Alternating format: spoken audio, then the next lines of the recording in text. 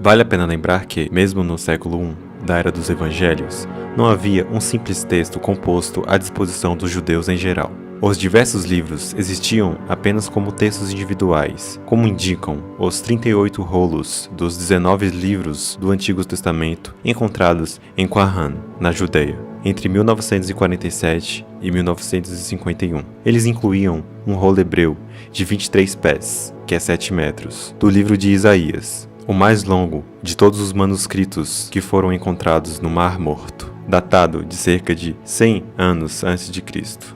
É o mais antigo texto bíblico descoberto até hoje. Tais rolos eram usados em sinagogas, mas não estavam disponíveis para as pessoas em geral. O primeiro conjunto de livros compilados a ser aprovado como Bíblia Judaica surgiu após a queda de Jerusalém sob o general romano Tito, no ano de 70 d.C.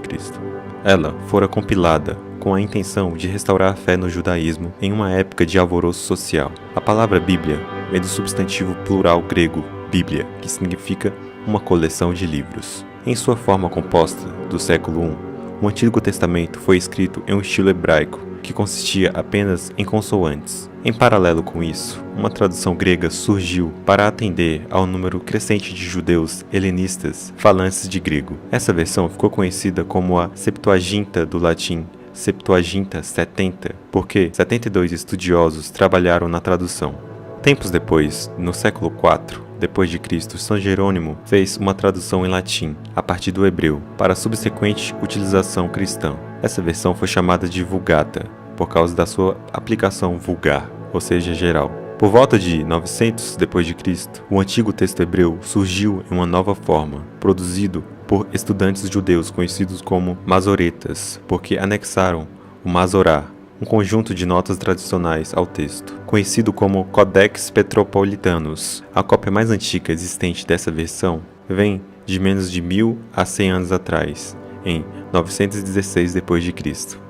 Atualmente, podemos trabalhar a partir do texto masorético, da Vulgata Latina, ou das traduções para o português ou outras línguas. Mas qualquer que seja o caso, permanece o fato de que esses livros todos pertencem à nossa era atual, tendo sido submetido a correções tradutórias e interpretativas. A Septuaginta grega é um pouco mais confiável, pois é baseada em textos do século III a.C.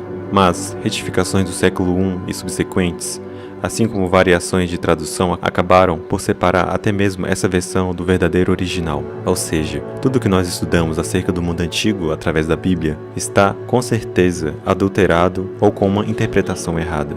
Tanto peritos como teólogos reconhecem, na atualidade, que os relatos bíblicos da criação, de Adão e Eva, do Jardim do Éden, do Dilúvio ou da Torre de Babel, se apoiaram em textos escritos milênios antes na Mesopotâmia, em especial escritos pelos sumérios. Como resultado de um século e meio de descobrimentos arqueológicos nas ruínas das civilizações da Antiguidade, especialmente no Oriente Médio Próximo, descobriu-se um grande número desses primitivos textos. Os achados revelaram um grande número de textos desaparecidos, chamando-os de livros perdidos que, ou se mencionavam nos textos descobertos, ou se inferiam a partir deles, ou era conhecida sua existência devido ao fato que tinham sido catalogados nas bibliotecas reais ou nos templos.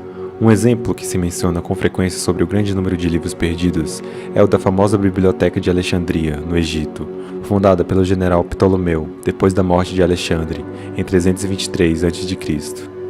Disse que continha mais de 500 mil de volumes de livros escritos em diversos materiais: argila, pedra, papiro, pergaminho. Aquela grande biblioteca, onde os eruditos se reuniam para estudar o conhecimento acumulado, queimou-se e foi destruída nas guerras que se desenvolveram entre 48 a.C. e a conquista árabe em 642 d.C.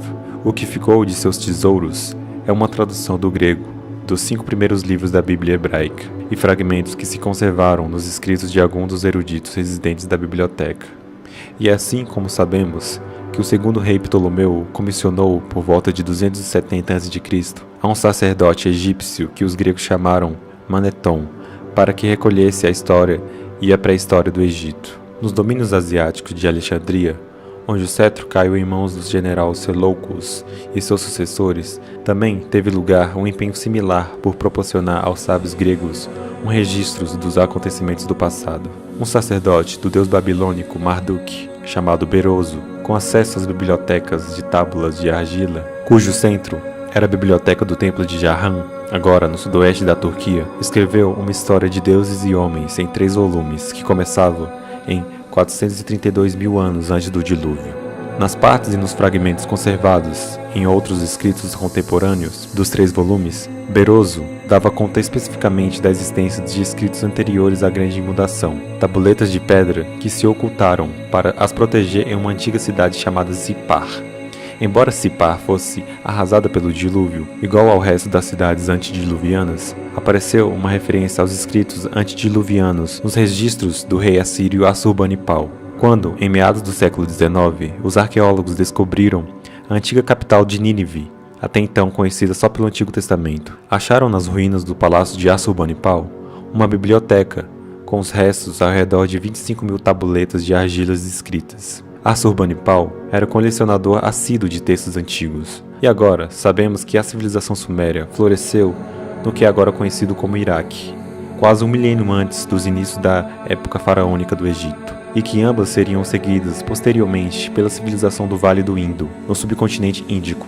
Também sabemos agora que os sumérios foram os primeiros em plasmar por escritos os registros e os relatos de deuses e homens, dos quais todos os outros povos, incluídos os hebreus, obtiveram os relatos da criação, de Adão e Eva, Caim e Abel, o dilúvio e a Torre de Babel, e das guerras e amores dos deuses, como se refletiram nas escritas e as lembranças dos gregos, os hititas, os cananeus, os persas e os indo-europeus.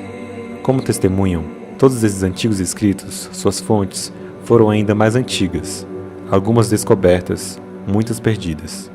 O volume destes primitivos escritos é assombroso.